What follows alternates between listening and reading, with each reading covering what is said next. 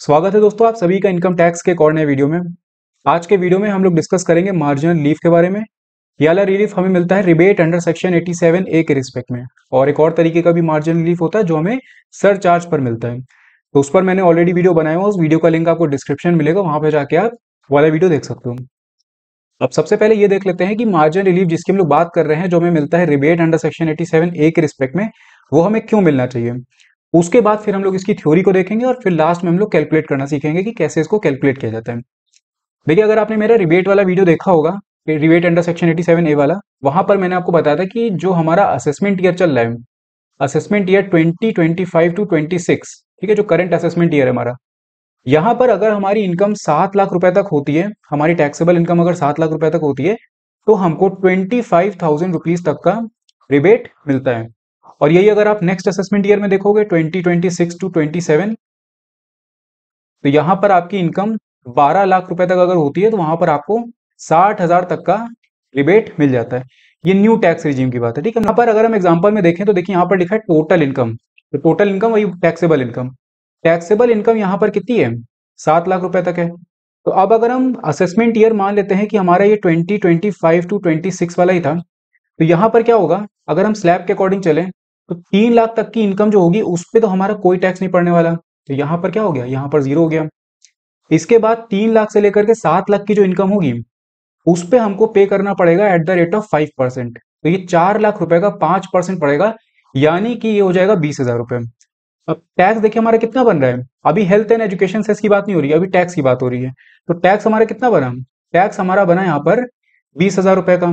लेकिन हमारी इनकम कितनी है, 7 लाख रुपए तक है।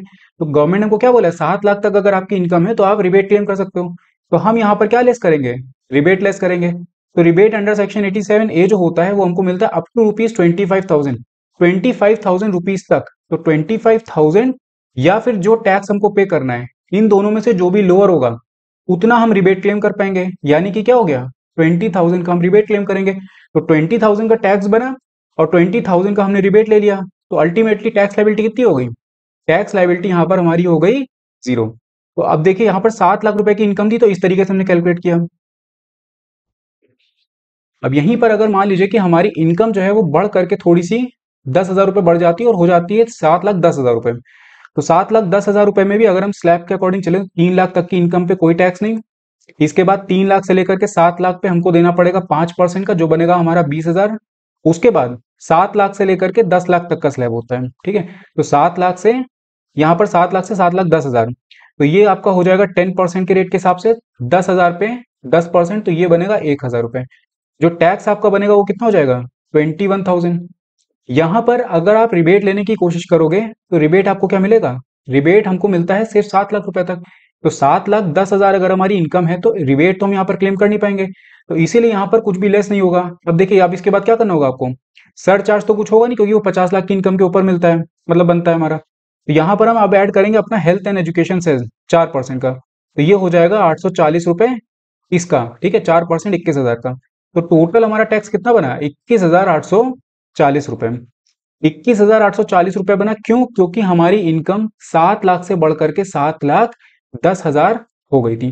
पहले हमें कितना पे करना पड़ा था, पहले हमें जीरो पे करना पड़ा था, लेकिन अब हमको कितना पे करना पड़ेगा, 21,840 रुपए। इनकम में कितना इंक्रीज हुआ, इनकम में इंक्रीज हुआ 10,000, उसकी वजह से हमें गवर्नमेंट को कितना पे करना पड़ गया, 21,840 रुपीज। इस केस में गवर्नमेंट कहती है कि अगर आपके साथ ऐसी कंडीशन आती है जहां पर आपकी जो एडिशनल इनकम है, मतलब थ्रेशोल्ड को जो एक्सीड करने के बाद जो आपकी एक्सेस इनकम आती है, वो अगर कम होती है, आपकी जो टैक्स लायबिलिटी बन रही है आपकी इनकम पे उससे, तो उस केस में आप मार्जिनल रिलीफ क्लेम कर सकते हो, ताकि आपकी जो एडिशनल इनकम है वो और ये टैक्स, मतलब जो टैक्स लायबिलिटी बन रही है वो इसको एक्सीड ना कर पाए।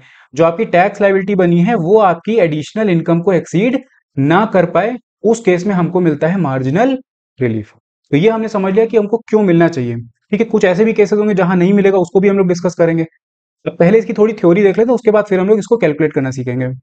यहां पर अगर आप पहला पॉइंट देखेंगे तो हमको बोल रहा था income tax department offers marginal relief to prevent a disproportionately high tax burden when income slightly exceeds the tax free limit. तो हमारी 7 लाख तक की इनकम तो देखिए वो थी, रिबेट मिल रहा था हमको।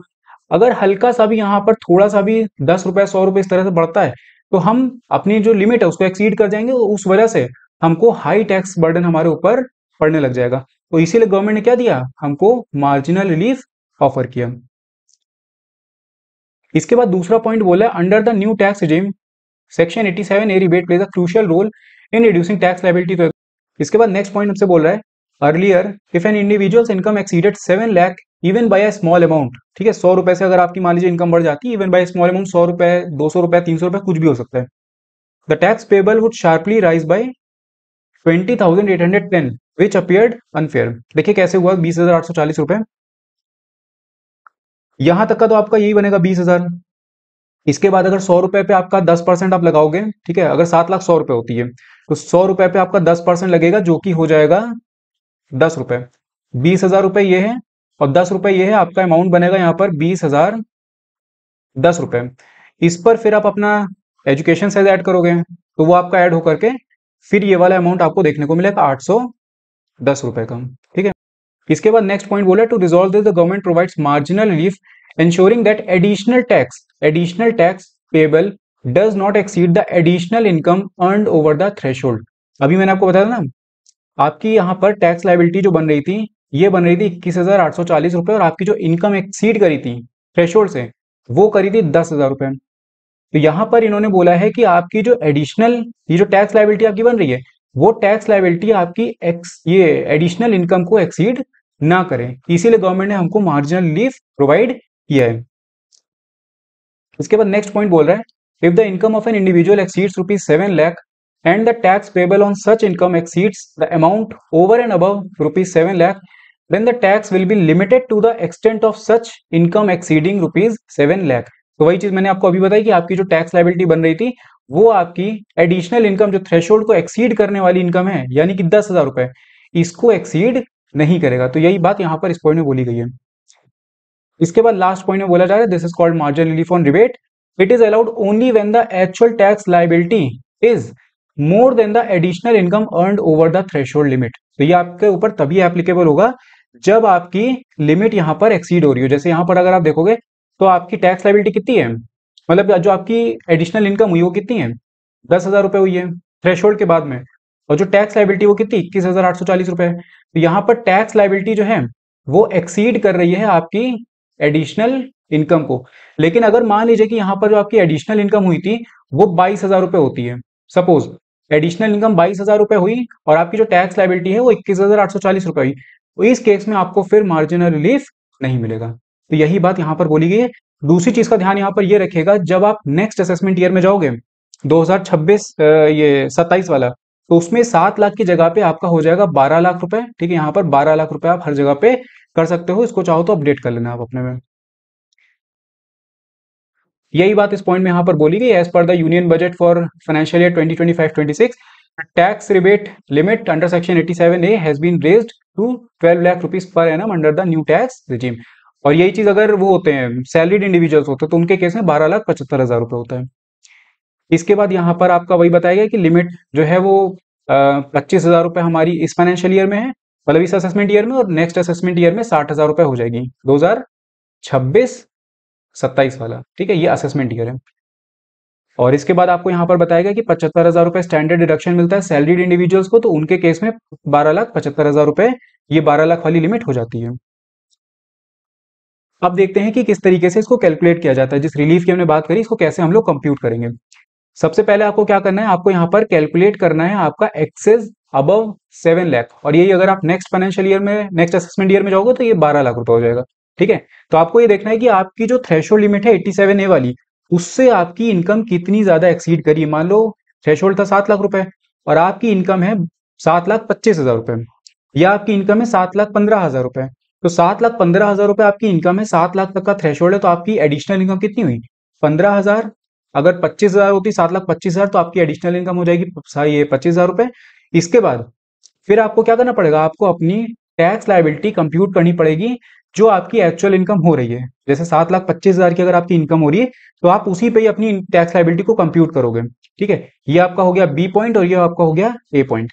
अब आपको कंपेयर करना पड़ेगा, आपको यहाँ पर ये देखना है कि जो आपकी टैक्स लायबिलिटी बन रही है क्या वो ज्यादा आ रही है आपकी एडिशनल इनकम से? अगर ऐसा केस होता है तो फिर आपको मार्जिनल रिलीफ मिलेगा, और अगर ऐसा नहीं होता है तो फिर आपको नहीं मिलेगा। और मार्जिनल रिलीफ निकालने का तरीका है बी माइनस ए, यानी कि जो आपकी इनकम टैक्स लायबिलिटी निकली है उसमें से आप अपनी एडिशनल इनकम जो आपकी हो रही है उसको माइनस कर दो। जैसे हम अगर ये वाले केस में देखें यहां पर, तो हमारी टैक्स लायबिलिटी कितनी बन रही थी, ये यहां पर देखें 21,000 रुपए। अभी हम लोग रिबेट ऐड नहीं करेंगे, वो एजुकेशन से 21,000 रुपए ये बन रही थी, और यहाँ पर हमारी जो एडिशनल इनकम हो रही थी वो हो रही थी 10,000 रुपए। तो यहाँ पर रिलीफ कितना मिलेगा, यहाँ पर हमें मिलेगा 11,000 रुपए का रिलीफ। और ये 11,000 रुपए का रिलीफ हम क्लेम कैसे करेंगे, यहाँ पर जो हमारा 21,000 रुपए है इसमें से हम 11,000 रुपए माइनस करेंगे, तो यहाँ पर हमारी जो टैक्सेशन की वो आ जाएगी, लाइबिलिटी आ जाएगी, वो आ जाएगी 10,000 रुपए। अब इस 10,000 रुपए पे फिर हमको अपना हेल्थ एंड एजुकेशन से ऐड करेंगे, उसके बाद फिर हम उसको पे करेंगे। चलिए एग्जांपल से समझते हैं कि कैसे इसको कैलकुलेट किया जाएगा। यहाँ पर लिखा है mister Raj, a resident individual aged 30 years, has a total taxable income of ₹7,10,000 for the financial year 2024 to 25 after deduction under section 80C, 80D, etc. He wants to know how much tax he has to pay and whether he can claim rebate under section 87A. तो अब last अगर आपने rebate वाला video देखा होगा तो वहां पर भी हमने इस तरीके का क्वेश्चन लिया था। तो वहां पर हमारे दिमाग में सीधे सीधे आ गया था कि 7 लाख को इनकम अगर एक्सीड कर रही है तो हमको रिबेट नहीं मिलेगा। लेकिन रिबेट नहीं मिलने की वजह से क्या हो रहा है, यहाँ पर हमको रिलीफ मिल रहा है। ठीक है, रिबेट एक तरीके से नहीं मिल रहा लेकिन हमको रिलीफ मिल रहा है। यहाँ पर कैसे कैलकुलेट करेंगे इसको, सबसे पहले तो आप अपनी टैक्स लायबिलिटी को कंप्यूट करोगे। अभी मैंने आपको बताया था यहाँ पर क्या है, 3 लाख तक की इनकम पे कोई टैक्स नहीं, 3 लाख से 7 लाख पे आपकी टैक्स लायबिलिटी बनेगी 20,000 की। इसके बाद 7 लाख से 7 लाख 10,000, 10,000 आपका बना, 10,000 पे आपको 10% देना पड़ेगा यानी कि 1,000 रुपए, और ये आपकी टैक्स लायबिलिटी होगा 21,000 रुपए। जो वाला क्वेश्चन हमने स्टार्टिंग में डिस्कस किया था वही क्वेश्चन है ये। ठीक है, अभी हेल्थ एंड एजुकेशन से ऐड करने के बाद फिर आप मत करना, पहले आपको टैक्स लायबिलिटी में से माइनस करने पड़ेगा, उसके बाद फिर रिलीफ माइनस करने के बाद जो अमाउंट आएगा उस पर आपको हेल्थ एंड एजुकेशन सेस को ऐड करना पड़ता है। तो ये आपकी हो गई टैक्स लायबिलिटी। ठीक है, अब आप एडिशनल इनकम देखो, एडिशनल इनकम कितनी हो रही है, एडिशनल इनकम आपकी जो थ्रेशोल्ड है वो है 7 लाख, और आपकी इनकम है 7,10,000, यानी कि जो एडिशनल इनकम है वो कितनी है 10,000 रुपए। तो क्या आपकी टैक्स लायबिलिटी आपकी एडिशनल इनकम को एक्सीड कर रहा है, बिल्कुल कर रहा है। तो क्या इस केस में आपको रिलीफ मिलेगा, बिल्कुल मिलेगा। कितने अमाउंट तक का रिलीफ मिलेगा, तो कितने अमाउंट तक का रिलीफ निकालेंगे, हम क्या करेंगे, टैक्स लायबिलिटी माइनस जो एडिशनल इनकम हमारी हो रही है। टैक्स लायबिलिटी कितनी, 21,000 रुपए माइनस 10,000 रुपए, तो ये आ जाएगा 11,000 रुपए। 11,000 रुपए का हमको यहाँ पर रिलीफ मिलेगा। 11,000 रुपए का रिलीफ मिलने का मतलब है कि हम यहाँ पर क्या करेंगे, यहाँ पर हम माइनस कर देंगे 11,000 रुपए का अपना रिलीफ। तो हमारी जो टैक्स लायबिलिटी बनेगी वो बनेगी 10,000 रुपए, और इस पर फिर हम अपना health and education cess at the rate of 4% add करके गवर्नमेंट को पेमेंट कर देंगे। ठीक है, तो यही चीज स्टेटमेंट के फॉर्म में आप देख सकते हो। एक्सेस अबव 7 लाख आपकी होगी 10,000, जो इनकम टैक्स लायबिलिटी आपकी बन रही है वो हो गई 21,000 रुपए। Since tax liability is more than additional income, तो आपको मार्जिनल रिलीफ मिलेगा और वो होगा बी माइनस ए, यानी कि 11,000 रुपए। और 11,000 रुपए को आप 21,000 में से माइनस करोगे तो 10,000 रुपए की आपकी अल्टीमेट टैक्स लायबिलिटी हो गई, जिसमें कि आपको अलग से फिर हेल्थ एंड एजुकेशन से ऐड करके गवर्नमेंट को पेमेंट करना पड़ेगा। अब इसके बाद एक दूसरा क्वेश्चन और ले लेते हैं जहां पर आपको और क्लैरिटी मिल जाएगी कि किस केस में हमको मार्जिनल रिलीफ नहीं मिलेगा। यहाँ पर क्वेश्चन सेम है, यहाँ पर बस इनकम अगर आप देखोगे तो इनकम यहाँ पर थोड़ी सी इंक्रीज हो गई, 7,25,000 रुपए हो गई है। देखिए यहाँ पर क्या हुआ, 3 लाख तक की इनकम पे कोई टैक्स नहीं, 3 लाख से 7 लाख पे 5%, 7 लाख से 7,25,000 यानी कि 25,000 की इनकम पे हमको देना पड़ेगा 10% का। तो ये हो गया 20,000, ये हो गया 2,500, और आपकी जो टैक्स लायबिलिटी बन रही है before adding health and education से वो हो रही है 20,500 रुपए। तो आपकी टैक्स लायबिलिटी बनी 20,500 रुपए, और आपकी जो एडिशनल इनकम है वो कितनी है, थ्रेशोल्ड था 7 लाख, आपकी इनकम है 7,25,000, 25,000 रुपए का यहाँ पर हमारी एडिशनल इनकम हो गई। तो क्या आपकी टैक्स लायबिलिटी आपकी एडिशनल इनकम को एक्सीड कर रही है, नहीं। तो क्या इस केस में आपको रिबेट, ये जो रिलीफ है वो मिलेगा, नहीं मिलेगा। ये देखें, एक्सेस अबव 7 लाख हो गया आपका 25,000, इनकम टैक्स लायबिलिटी आपकी हो गई कितनी, 22,500। अब आपकी टैक्स लायबिलिटी लेस देन है आपके एडिशनल इनकम से, तो marginal relief would not be available. तो इस केस में आपकी टैक्स लायबिलिटी कितनी हो जाएगी, आपको टैक्स पे करना पड़ेगा 22,500 रुपए, और प्लस आप इसमें 4% का अलग से हेल्थ एंड एजुकेशन सेस भी ऐड करोगे। तो इस तरीके से हम लोग कैलकुलेट करते हैं marginal relief on rebate under section 87A। किसी भी पॉइंट में अगर आपको कहीं पर कोई डाउट हो तो आप कमेंट करके मुझसे पूछ सकते हो। बाकी अगर आपको वीडियो पसंद आया हो उसको लाइक करना मत भूलिएगा, साथ में चैनल को सब्सक्राइब जरूर कर दीजिएगा। हम लोग मिलते हैं अब नेक्स्ट वीडियो में। Thank you.